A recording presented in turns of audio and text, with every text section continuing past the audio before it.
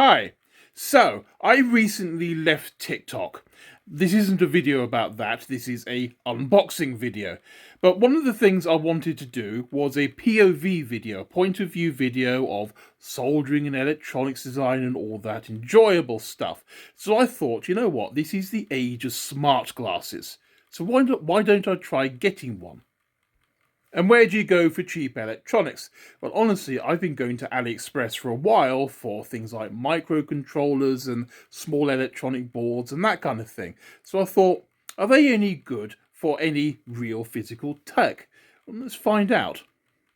So, I began my journey on the AliExpress website and I spent a while searching around, and these caught my eye. They're smart glasses. They claim 4K. They claim they've got a camera and the ability to take photos. They apparently have the ability to do translation, headset calling, and Bluetooth 5.3. Now, what I didn't pay attention to, because 4K was here and right in the first one, was that there's a bit of disparity in this this page. As you can see, it's saying 920 by 1080, which, to be fair, is okay. It's not the end of the world if it turns out to be that. And for the price of 33 quid, given the expense of these glasses, if they have a halfway decent camera in them, that's pretty much all I need it for. So I spent some of my hard-earned buckaroos and I decided to order a pair. And let's face it, I waste more money on a takeaway than this, so it's worth a go, right? No, it wasn't. This is what arrived in the post. The world's most generic box. I suppose at least it has a pair of glasses on the front. Now, we're just going to have a look around here because there must be lots of technical detail on the packaging, right?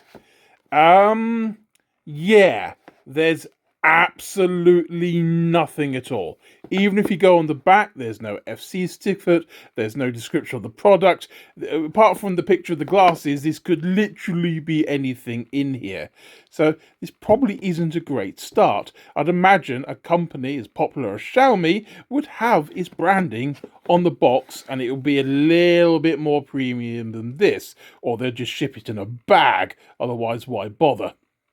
The unboxing experience, of course, is just what you'd expect. You had a cable in there. It has a USB Type A to a proprietary charger with a couple of magnetic clamps on them. We have the famous, sort of glass cleaner thing, which I suppose you need with glasses, and you get your glasses in a nice bag like that. In addition to this, you also get a USB A or Type or 3.0 because it's blue to a USB-C adapter. Yep, okay. And you get a manual. So there you go. Again, no Xiaomi branding at all, nothing on this manual to indicate that this is anything important, and it's a little bit stained and horrible. And if you look closely, it's print staining. This isn't from fingers or anything, this is just a very, very bad print job. Inside, of course, you have your smart glasses with a QR code for the app and pairing instructions. You get another page of basic operations, and you get a picture of an app. That definitely is not a Xiaomi app. No way, no. Yeah, this is not looking very good so far, is it? And then it just goes into different languages. So basically, you get about 3 pages of actual information and instruction. Okay. So, let's have a look at the glasses themselves. All I can say is 80s-tastic. They look like the kind of sunglasses I would have put on and be very proud of when I was about 12. They are the cheapest kind of filtered lens. They have a camera over here, which looks promising. As long as this thing can record videos on my face, I will consider this a reasonable purchase. And then over here we have what I imagine is a light sensor or something. I could go look it up, but honestly, my confidence in these is so low that I really have no real interest in spending lots of time researching this. The stems are pretty thick and girthy, but that's okay. I'd expect that from smart glasses. And you have a speaker grill down here. So if I was hoping for bone conduction, that's not going to happen. I can now bother everyone on public transport, which is almost a plus. We have the proprietary connector over here, and what appears to be some microphone holes. The hinges are at least metal rather than something horrible and plastic. And on the other side, we have some FCC and CE stuff, which I honestly don't believe a word of. But it's also another metal hinge over there. We have a, I think that's a pause or go back button. And then we have a power/camera photo button. Well, I think if you double press this, you'll get video, and if you single press it, it will pause, etc., etc. It also has a very specific area where you can tap the glasses to achieve different commands. I'm not going to bother listing them all because I don't think these will last very long. And you also have another place on the other side to perform the same sort of taps but with different results. Now, as far as I'm concerned, these things have two primary functions as far as I'm concerned: video recording capability and audio. The audio can be summarized as tolerable, but it is not private audio. You put these things on and start playing them, everyone's going to hear what you're listening to. I was also very disappointed by the app itself. One of the biggest features, again, is video in this. So you need to be able to get video off your device as quickly as possible. And of course, most apps will just allow you to open up the app, tap a video, download it to your phone, and start using it.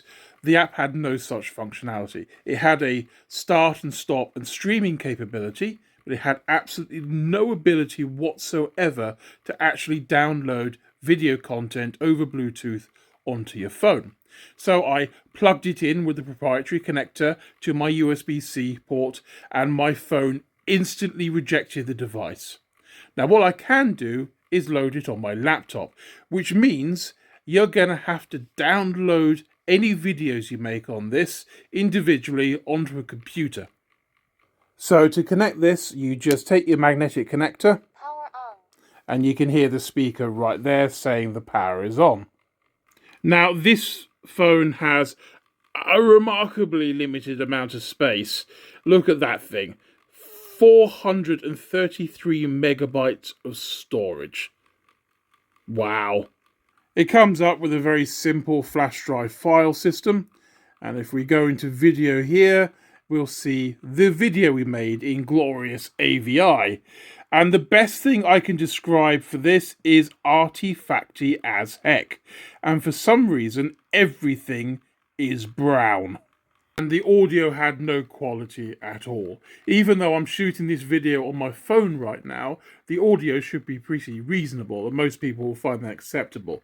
But when you can't get good audio or video, they're just absolutely useless for purpose. And to be honest, that's where I'm going to leave this video. I could do a bunch of other tests on their live translation claims and all that kind of thing, but I don't even like the fact that their app is on my phone. I don't like the fact that I typed a password and my email address in order to register it. I do not trust it in any way, shape or form. So, if you see these glasses online, avoid them like the plague.